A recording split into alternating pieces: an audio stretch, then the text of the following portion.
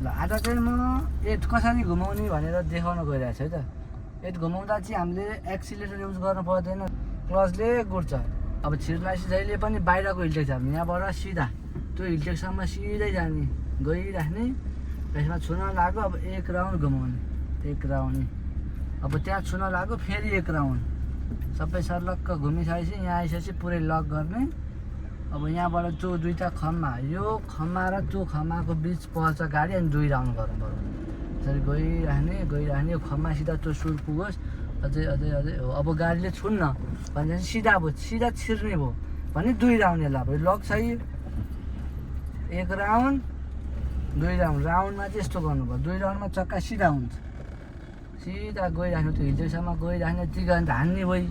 अब घुमाउनु पऱ्यो 1 राउन्ड, 1 राउन्ड घुमाउँदा फेरि छुन गयो, फेरि आधी घुमाउने, यत्तिकै हिँड्ने, घुमिरहेको छ। छुन लाग्यो भने घुमाइदिने, सुर ठ्याक्क पुऱ्याउने, हिलटेक नदिएकै। फेरि हल्का राइट लिने, त्यो हिलटेक सिधा मुखमा पुऱ्याउने, फेरि लक गर्ने, फेरि यसलाई हल्का थोरै खोल्ने, फेरि लक गर्ने, यसलाई पनि थोरै ल्याउने, फेरि लक गर्ने। अब त्यहाँ परसम्म यत्तिकै जाने। अब यहाँ छुन लाग्यो, सुरले भ्याउन लागेपछि चाहिँ पुरै जिब्री घुमाउने, आफै गइरहेको छ। यति गरिसकेपछि यहाँ मुनि पनि छोएन, यता पनि ठ्याक्कै 1 फिटको बस्छ कि ग्याप, 1 फिटको ठ्याक्कै 1 फिटको ग्याप बस्छ भुइँमा। अब त्यो पनि छोएन। अब यहाँबाट चाहिँ कतिवटा घुमाउने भन्दा यो हिलटेकसँग सिधा यो सुर सिधा, अब यो छुन्न, सिधा छुँदैन, त्यसमा नि पर्दैन भने अब 2 1 राउन्ड 2 राउन्ड सिधा जाने, तलको रातो हिलटेकसम्म सरर जाने। अब यहाँ आएपछि घुमाउनु पऱ्यो 1 राउन्ड, भ्याइएन छुनी भयो। अनि चाहिँ कसरी थाहा पाउँछ भन्दा ठ्याक्क सुर हुन्छ नि, यो गाडीको सुर चाहिँ ठ्याक्क हिलटेकको नजिक पुगिसक्यो। यति गर, यतिमा हिलटेकमा पुग्छ, फेरि घुमाउने, फेरि यो हिलटेकपट्टि ल्याउने, फेरि घुमाउने, फेरि यो हिलटेकबाट थोरै ल्याउने, फेरि घुमाउने, यता ल्याउने। अब आइरहेको बेला चाहिँ अटोमेटिक अब यतिकै पुगेको, फेरि ल्यायो भने चाहिँ बाहिर पुग्छ, यति भयो। अब त्यहाँसम्म पुग्छ। अब यहाँ पुगिसकेपछि पुरै लक गर्ने। अब फेरि त्यही बिचमै पुऱ्याउनु भयो, यसरी गयो।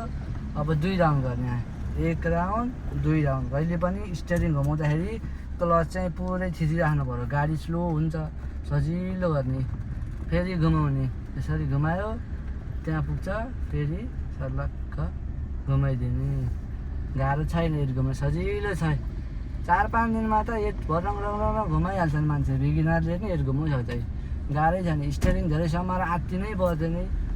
सर अब यो हिलटेक भयो, यता आयो लक गरिदिने पुरै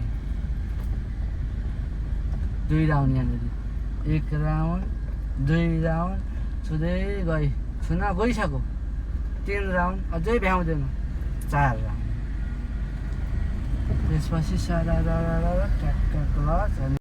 अघि हामीले 8 घुमाउँदाखेरि भित्रको मात्र देखायौँ। अब हामीले बाहिरबाट देखाउँदाखेरि चाहिँ कतिको लाइनहरू टच भइरहेछ हेर त।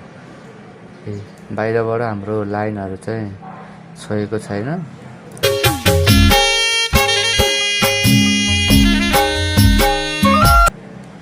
हजुरहरू पनि सिक्न चाहनुहुन्छ भने चाहिँ क्रिएसन ड्राइभिङ स्कुलमा सम्पर्क गर्नु होला।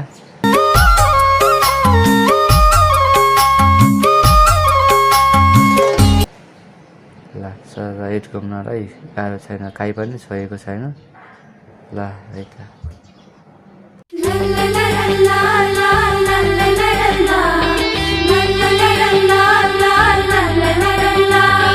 यो तरिकाले 8 घुमाउनु भयो भने चाहिँ हजुर पास हुन सक्नुहुन्छ। ल सजिलो छ 8 घुमाउने तरिका। अफिस भिजिट गर्न चाहिँ नबिर्सिनु होला है त। वाउ।